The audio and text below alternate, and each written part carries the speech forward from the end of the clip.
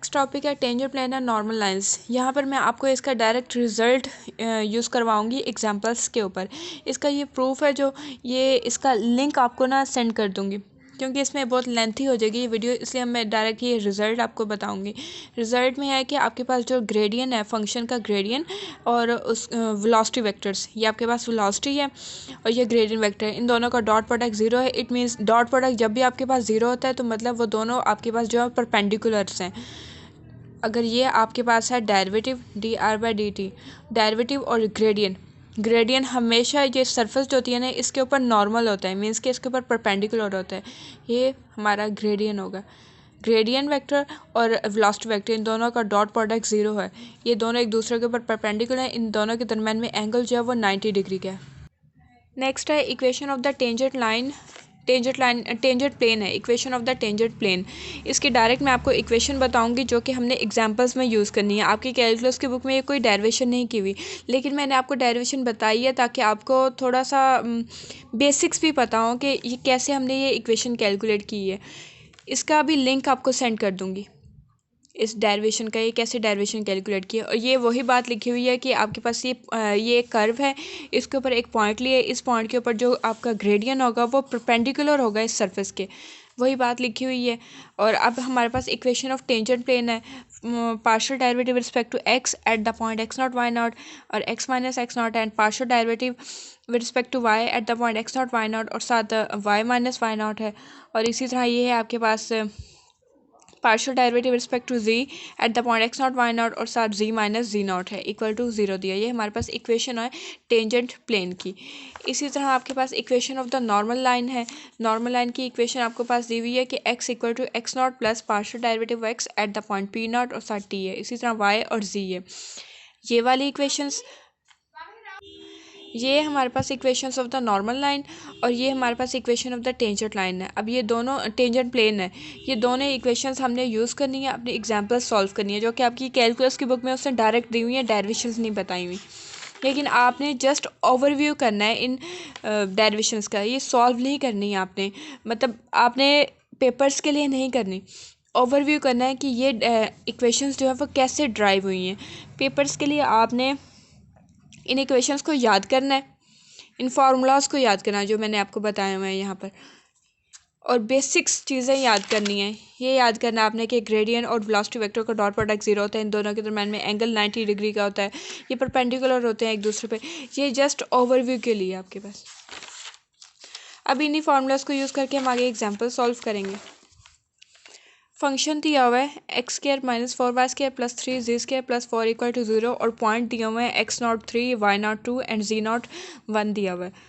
अब पीछे अगर आपने equation of tangent line plane की इक्वेशन फाइंड आउट करनी है तो टेंजेंट प्लेन में आपके पास partial derivative respect to x आपने कैलकुलेट करने हैं, partial derivative respect to y calculate करने हैं and partial derivative respect to z calculate करने हैं at the point P naught means के x naught and y naught z naught के ऊपर।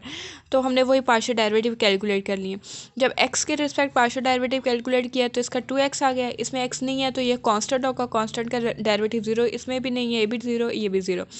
फिर एट द पॉइंट हमने पी नॉट पे फाइंड आउट करना है, इसमें एक्स यहाँ पे हमने 3 पॉइंट पुट किया, हमारे पास 6 आ गया। सेम ऐसे ही partial derivative respect to y calculate किए at the point P naught and respect to z calculate किया at the point P naught. ये कैलकुलेट करने के बाद हमने अपनी इक्वेशन ऑफ टेंजेंट प्लेन लिखी है, ये वाली इक्वेशन ऑफ टेंजेंट प्लेन लिखी है और इसमें वैल्यूज़ पुट कर दी हैं। Partial derivative respect to X at the point P naught जो कि 6 निकाला है, X minus x naught, X वैसे ही है, एक्स नॉट की वैल्यू हमने यहाँ से 3 ली है। इसी तरह partial derivative respect to y है at the point P naught जो कि -16 है और वाई माइनस वाई नॉट की वैल्यू ये है। फिर इसमें भी वैल्यूज़ पुट की हैं, उसको हमने सिंप्लीफाई किया तो हमारे पास ये इक्वेशन ऑफ टेंजेंट प्लेन आ गई है। अब इक्वेशन ऑफ नॉर्मल लाइन की इक्वेशंस हमने ये पीछे 3 निकाली हैं। एक्स नॉट वाई नॉट और जी नॉट आपके पास ये वाले पॉइंट है, एक्स नॉट वाई नॉट और z naught. Partial derivative respect to x and partial derivative respect to Y, partial derivative respect to z at the point P naught आपने पहले calculate कर लिए हैं ये वाले। इसमें पुट करेंगे, उसको सिंप्लीफाई करेंगे तो आपके पास नॉर्मल लाइन्स आ जाएंगे, इक्वेशन ऑफ नॉर्मल लाइन्स। ये आ गई हमारे पास equation of normal lines. Next है plane tangent to the surface. अब यहाँ पे ये वाली आपको सरफेस दी हुई है z इक्वल टू fxy। इस सरफेस में आपने इस सरफेस की आपने टेंजेंट इक्वेशन फाइंड आउट करनी है जो कि यहाँ पर दी हुई है, equation of the tangent plane इस सरफेस के ऊपर आपको ये दी हुई है। वही वाली इक्वेशन है आपके पास, पिछली वाली इक्वेशन है equation of the tangent plane की, यही इक्वेशन है। इसी को हमने सिंप्लीफाई किया हुआ है, या इसका स्पेशल केस कर लें, इसी का स्पेशल केस हमने लिया हुआ है कि ये चीज़ हमने ली हुई है, क्योंकि z is equal to F x Y हमने सरफेस ली है ना।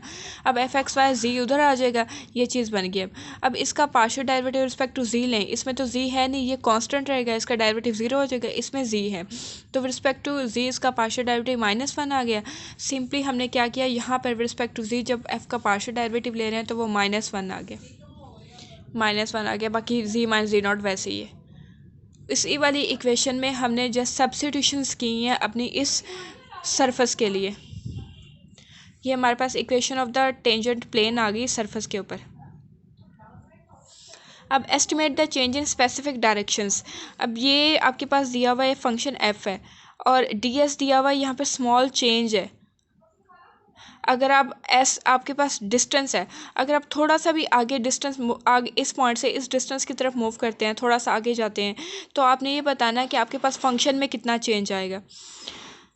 इसका formula D F is equal to derivative at the point P naught और साथ डी एस है। डी एस आपको गिवन होगा, फंक्शन भी गिवन होगा, आपने जस्ट उनकी वैल्यूज़ कैलकुलेट करके बताना है कि आपने डिस्टेंस को थोड़ा सा चेंज किया तो आपके पास फंक्शन में कितना चेंज आया, ये बताना है। ये है फंक्शन ऑफ सिंगल वेरिएबल के लिए, जैसे Y is equal to F X आपके पास फंक्शन ऑफ सिंगल वेरिएबल्स होते हैं, तो उनके लिए फार्मूला ये है। अगर आपके पास मल्टी वेरिएबल्स फंक्शंस हैं तो उसके लिए आपने क्या करना है, आपको एक यूनिट वेक्टर दिया जाएगा, आपको एक वेक्टर दिया जाएगा, उसका आपने यूनिट वेक्टर निकालना है, ग्रेडियंट निकालने हैं उस फंक्शंस के eight the point P not पर, उन दोनों को डॉट प्रोडक्ट लेना और डी एस से मल्टीप्लाई कर देना।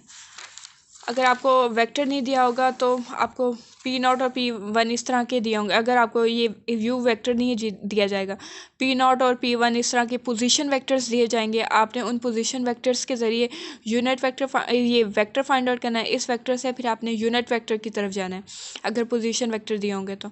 अब ये वाले एग्जांपल्स आपके पास y sine x plus 2yz। अब यहाँ ये मल्टी वेरिएबल्स हैं, एक वाई वेरिएबल है, एक्स वेरिएबल है और जी वेरिएबल है, तो हम इसमें दूसरे वाला फार्मूला अप्लाई करेंगे, अपना ग्रेडियंट निकालेंगे। ग्रेडियंट निकाले इस फंक्शन का eight the point P naught ये वाला पॉइंट है 0 1 0, इस पॉइंट के ऊपर ग्रेडियंट निकाला और इन दोनों पोजीशन वेक्टर्स के ज़रिए हमने अपना वेक्टर निकाला, यू वेक्टर निकाला। यू वेक्टर निकालने के बाद उसी यू वेक्टर का यूनिट वेक्टर फाइंड आउट किया, ग्रेडियंट फाइंड आउट किए और ग्रेडियंट उन दोनों यूनिट वेक्टर्स का हमने डॉट प्रोडक्ट दिया यहाँ से, और डी एस आपको गिवन दिया होगा, डिस्टेंस 0.1 है, इससे मल्टीप्लाई किया तो ये हमारे पास आंसर आ गया। एस्टिमेट चेंज है इन द गिवन डायरेक्शन। इस पहले हम अगर सपोज इस डायरेक्शन पे खड़े थे 0, फिर हमने थोड़ा सा स्मॉल चेंज किया 0.1 पे आए, तो 0.1 के ऊपर फंक्शन में इतना चेंज आया, ये बताना है।